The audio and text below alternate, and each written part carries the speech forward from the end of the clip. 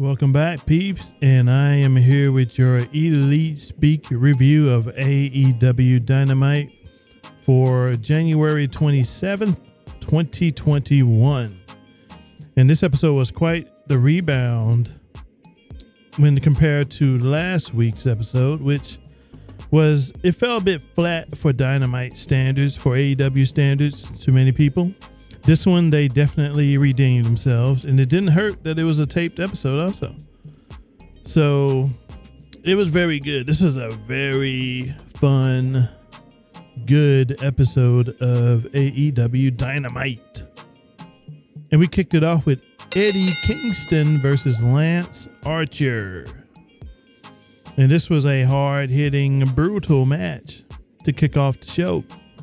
It sucks that some of us didn't get to see all of this match due to a blackout. The screen went black for quite a bit. We heard audio, but it was black. But eventually it came back towards the end of the match. Besides that, Archer put some pressure on Kingston early on. Later, Archer chokeslams Kingston on the ring apron, and Kingston sold this beautifully. He hit the apron and then just flopped to the outside of the ring. It looked brutal. Very brutal. And Kingston has done worse than this. He has taken many brutal bumps during his time on the indies. He's fine, folks. Archer later went for a blackout, but Kingston fought out of it. And Archer later chokeslams him again for control of the match. Not long after this, Archer goes for the EBD club, but the Butcher and the Blade show up on the stage with Jake Roberts in tow. They drag his carcass out on the entrance to show their dominance. This distracted Lance, which allowed the Bunny to slip Eddie something in his hand. Maybe it was a pair of brass knuckles or something. Maybe it was some brass knuckles. And he uses it on Archer in combination with his spinning back fist finish. And he gets the pinfall victory over Lance Archer. Lance Archer doesn't get pinned often in AEW. And I think this might have been the second time ever. Post-match, the Butcher and the Blade hit their tag team finish on Lance Archer, which was not the full death suplex move. It was a powerbomb into a neckbreaker kind of combo. And they continued to beat down Archer after this. Eddie Kingston then hit the exclamation point, spinning back fist again on Kingston, on Lance Archer, which laid him out. And the heels here stood tall. And I thought this was a very solid match to open the show. Following this, Mox had a promo segment, and he says he loves him some gang warfare. Incendiary ingredients on Dynamite. He cannot wait for the 6-man tag match that is on Beach Break next week. And it should be a barn burner because you got a ton of talent in that ring on both sides. That should be a great match. I hope it doesn't get cluster effy because it has the makings to be a pretty good main event for next week. Following that, Sting and Darby address Team Taz. They embraced being called hoodlums as they broke some glass in this abandoned building. Darby broke it via his skateboard, and Sting did so with his baseball bat. This sent a message to Team Taz because they used their words against them, and they fully embraced being called hoodlums. I thought this was good as well. Furthering along the slow build story between Darby and Sting. Next match, we had the Varsity Blondes versus Chris Jericho and MJF. This was great. This was a good match. Griff Garrison really showed out in this one. MJF attempts to embarrass Griff again to start, but he falls short as Griff knocks MJF straight on his back. MJF was irate after this. He went outside the ring to grab a chair, but he gets held back by his fellow Inner Circle members because he would have gotten disqualified. Towards the end of the match, out of nowhere, Chris Jericho hits the Judas effect for the win.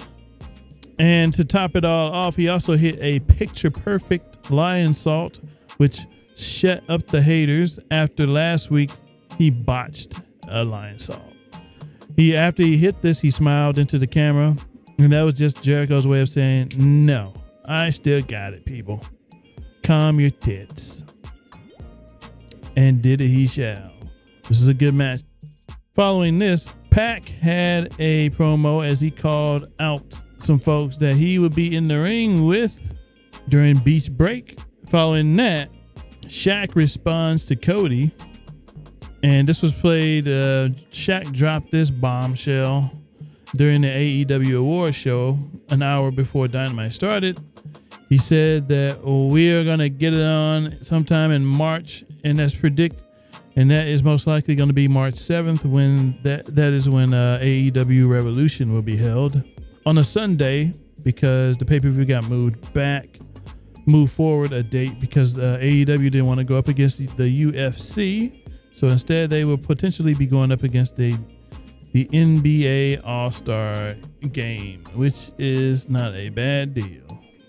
But Cody comes out for this interview with Tony Schiavone. Cody says he'd rather give Tony the pitch.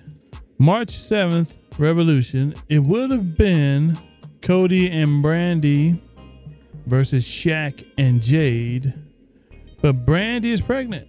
So instead, we get the replacement, which will be Red Velvet, and she made her presence felt as she made her way to the ring. She had a mic in hand and cut a nice promo on Jade.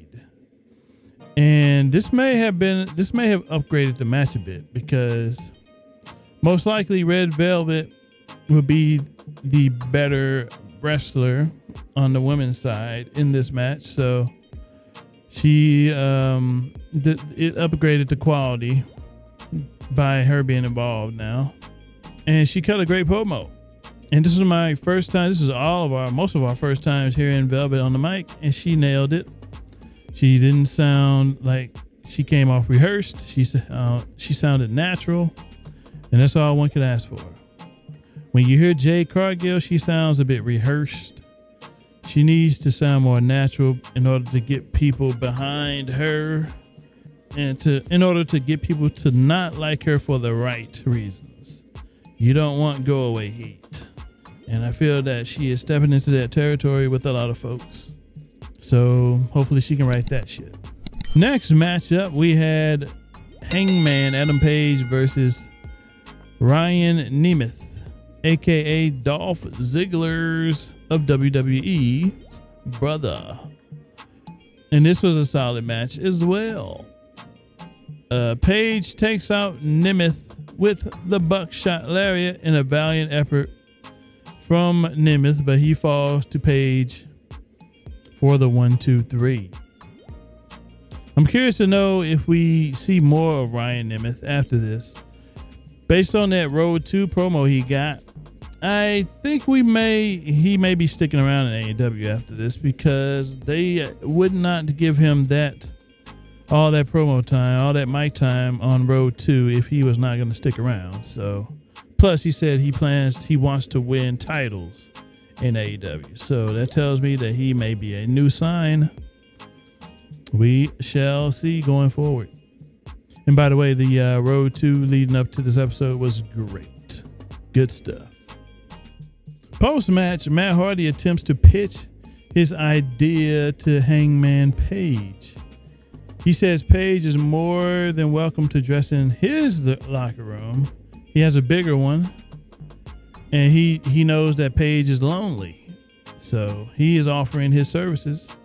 He's offering his space for Page in order to help him feel more at ease.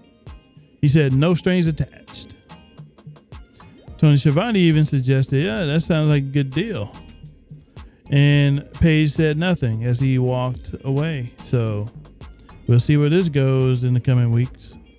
Next up, we had the match of the night and probably match of the week. We had Dax Harwood of FTR versus Jungle Boy of the Jurassic Express. And just as I predicted, this match was the show stealer.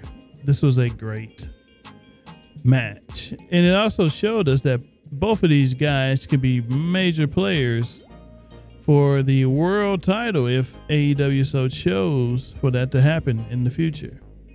Both go the technical route to start, then get into some chops. They had a chop fest. We went to break not long after. Back from break, Jungle Boy gets some control, but Dax stops it as Jungle Boy went to the top. Dax then hits a slingshot Liger bomb for a near fall. This was almost a 3 count. Later, Jungle Boy gets the snare trap on Dax, and he gets Dax Harwood to tap out. Jungle Boy wins the match. This is a great match. Match of the night. And of course, FTR wasn't going to take that sitting down. On the outside, there was Cash Wheeler, who was handcuffed to Luchasaurus and Tully Blanchard. After the match, Tully and Cash managed to escape the handcuffs. Tully threw some powder in Luchasaurus's eyes, which got him out of the way for a bit. Cash rushed the ring as Jungle Boy was celebrating and walloped him. And they just beat down Jungle Boy. They got their heel heat on here. And Luchasaurus eventually gets in there, but he gets stopped and he gets demolished. He gets the mind breaker from Tully Blanchard, as both FTR held up Luchasaurus for this, as Tully went to the top and delivered the move, which took Luchasaurus out.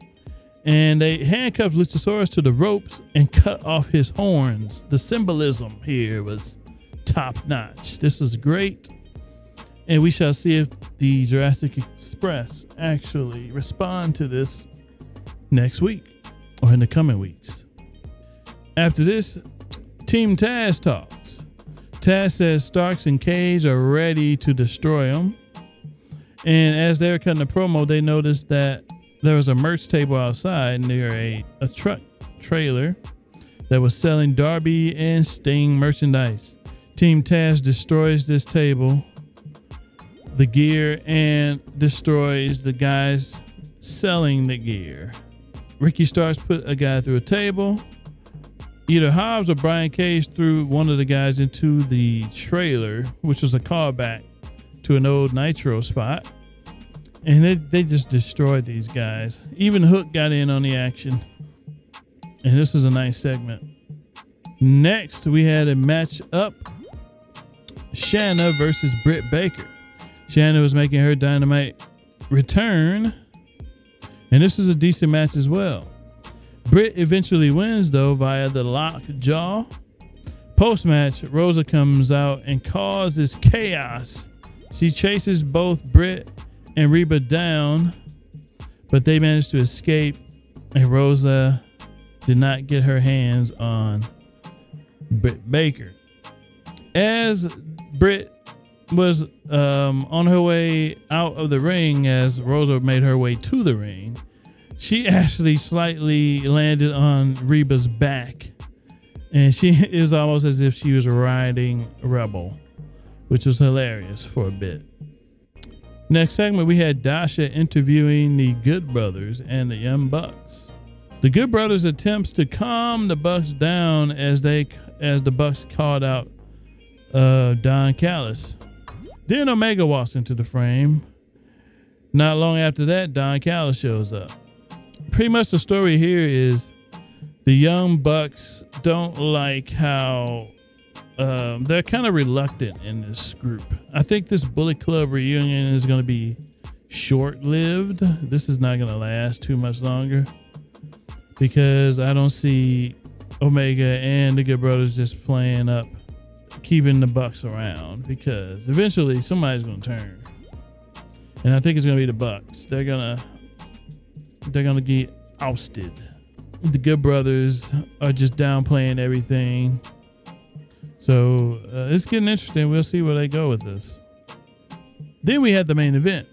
This led into the main event. The Dark Order versus the Young Bucks, the AEW World Tag Team Champions, and the Good Brothers, the Impact World Tag Team Champions. Evil Uno and Carl Anderson start the match off. They had a nice little back and forth. The Bucks win it for their team, though, in the end, via I believe, what did they do? Was it a BTE trigger or something? I forgot what they hit to end it, but the Bucks won it for their team. And I thought this was a great, fun tag match. The Dark Order really shined in this match, particularly John Silver. Stu Grayson got a nice hot tag in as well. Both of those guys shined the most in this match. Even though they lost, they still got over in a way. This was a great, fun tag match, and it was easy to follow. Post-match, Matt Jackson says, whomever wins the Battle Royale next week at Beach Break will get a shot at the tag team titles at Revolution. Also, they're entering themselves in this Royale, and if they win, they get to challenge any team of their choice as they looked at the Good Brothers. So we could potentially have a title versus title match in the tag team ranks. The AEW tag titles up against the Impact tag titles. Should be interesting. Now, you can either have the Bucks win, you can have MJF and Jericho win, so you really can't tell who might win this match. A lot of people think the Bucks will win now, including myself, since they inserted themselves in it, but you could also have Jericho and MJF win to further their story along, so they could go multiple ways here. But overall, the episode was great fun to watch. If you haven't seen it, go and watch it. It's good stuff. And that'll be it for me. Hit that like button if you like what you heard, and I will be back next week with another review for Dynamite. This has been your Elite Speak Dynamite review for January 27th episode of Dynamite, and I will catch you next time with another. You should hit that like button and subscribe if you like what you hear, and catch you next time.